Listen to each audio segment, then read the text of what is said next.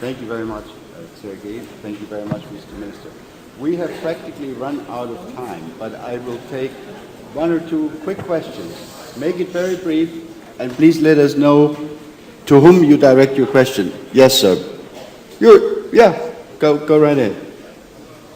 It's coming. Mike is coming. Thank you very much. My name is Josh Rogan. I'm a reporter in Washington, D.C. My question is for Minister Lavrov.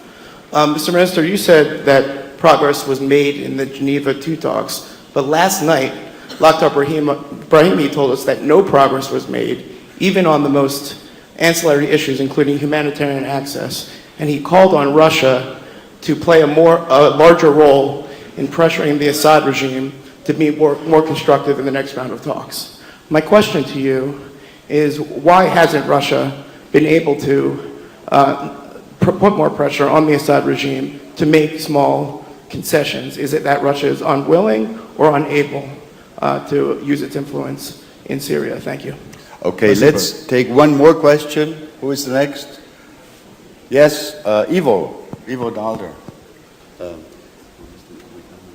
Also a question for Minister Lavrov. Could you please comment on the recent reports that Russia may have tested a ground-launched cruise missile in violation of the INF Treaty? Yes, please.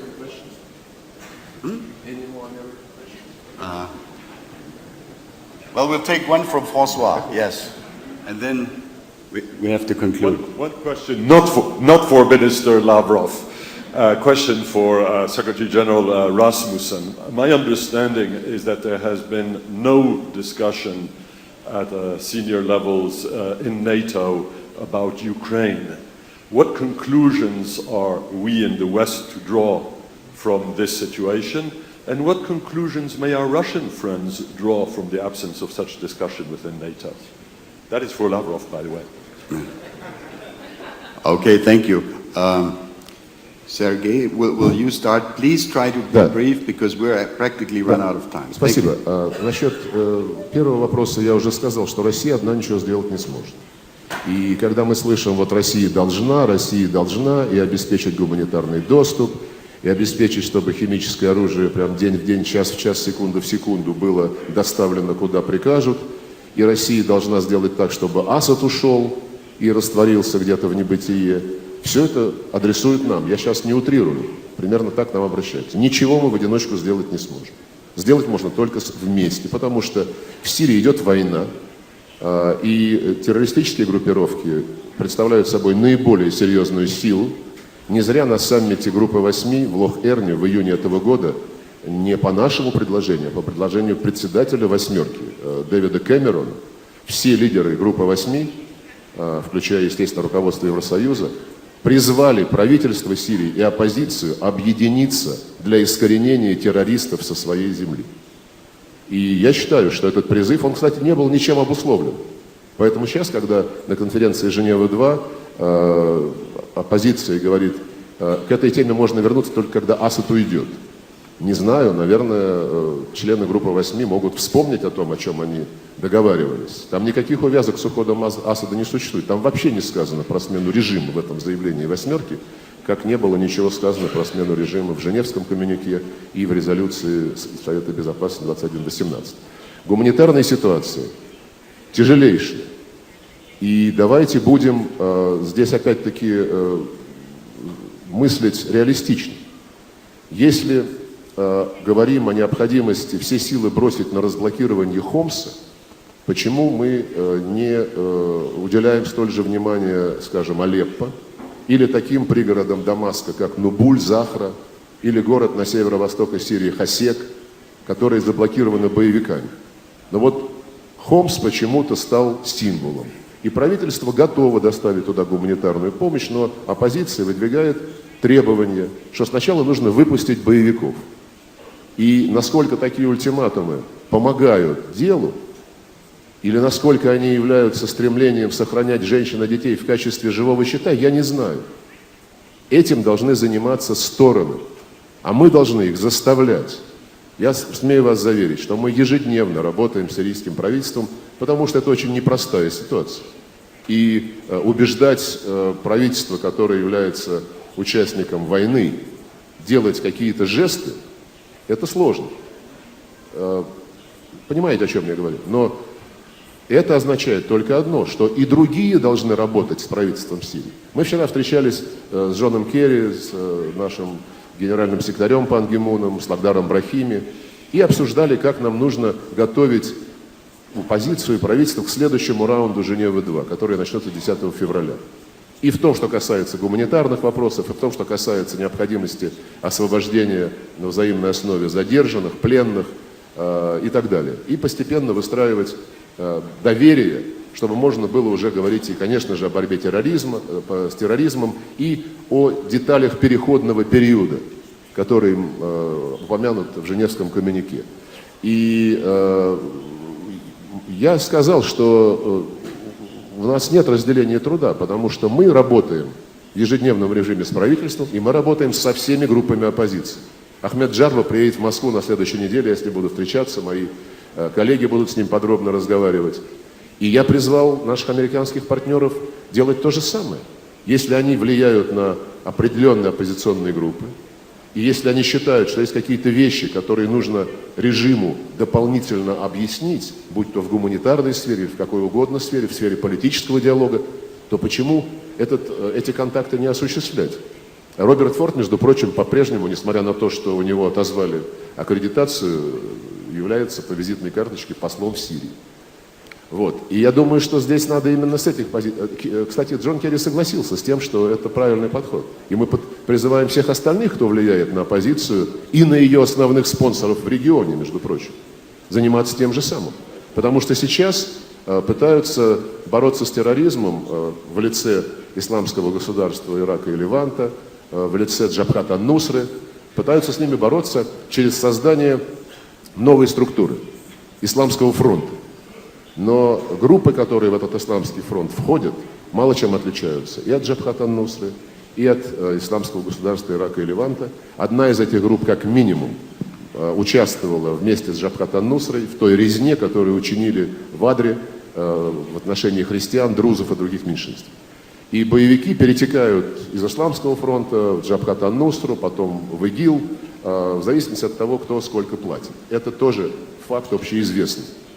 Поэтому, когда мы слышим оценки Исламского фронта как альтернативы террористам, у нас очень большие сомнения. А некоторые даже предлагают позвать представителей Исламского фронта на Женеву-2.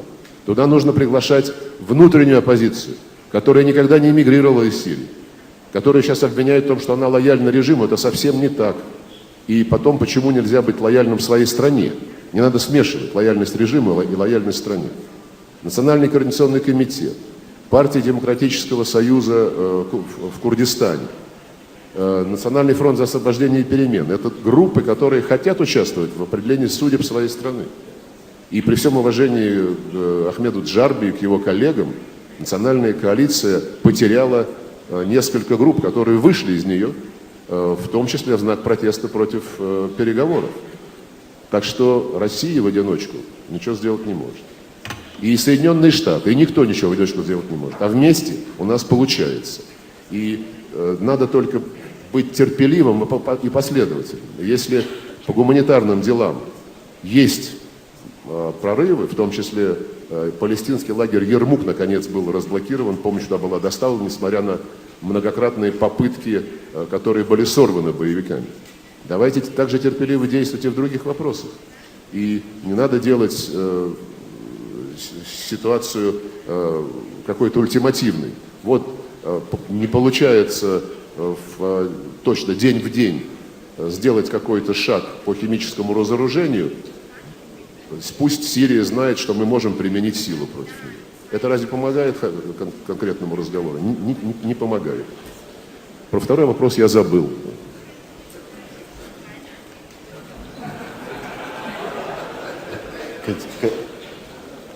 Thank you very much.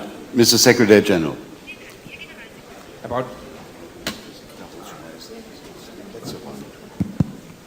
About Ukraine, I got the question whether we have discussed Ukraine. I can assure you we have discussed Ukraine on several occasions. Our position is clear. We strongly condemn the violence we have seen, not least the excessive use of force from the security forces in Ukraine. We urge all parties to engage in a constructive dialogue. In that respect, we do believe that the government has a special responsibility, and we insist on full respect for the fundamental principle that each and every country has an inherent right to freely choose its alliances, be it economic cooperation or security cooperation. Having said that, I don't see a role for NATO in Ukraine. It is for the Ukrainian people to decide on the future of Ukraine. Having said that, I do believe that we, and I mean the EU and NATO, should offer concrete cooperation opportunities for Ukraine. And as far as NATO is concerned, we have a well-developed practical cooperation with Ukraine within the NATO-Ukraine Commission. Ukraine is an active partner, contributes to all NATO-led operations, contributes to the NATO response force, participates in NATO exercises, and I look forward to further developing that practical cooperation between NATO and Ukraine. Thank you, Mr. Secretary General. Wolfgang, I'm sorry.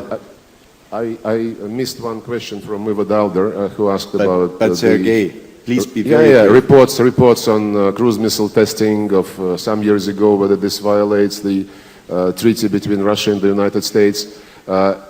Leakages, I do not comment upon ever. There is a mechanism between Russia and the United States to raise questions, to raise doubts, which we did, by the way, repeatedly, because the missile defense program provided for interceptors to be, как перехватчик, мишени, rockets used as targets for interceptors. And we raised this issue several years ago in the bilateral contacts with the United States. We still expect explanations, and they could raise whatever doubts they have about us through that channel. Bringing this into the public, I don't think it's helpful. It's like, you know, I was watching Euronews yesterday, and the news, the headline started with the words "tortured in Russia." The poor guy, the leader of Automaidan, was beaten, but the line said "tortured in Russia," and I was by Russians. I'm sorry, and I was calling and asking my colleagues, what do we have to do with this? It is not the case now. Euronews just reports about this poor man without quoting some leakages about Russians being part of this event. So that's why I would be really cautious about leakages, even from such respected TV channel as Euronews, where Russia has 17% of the shares. Thank you very much. Thank you.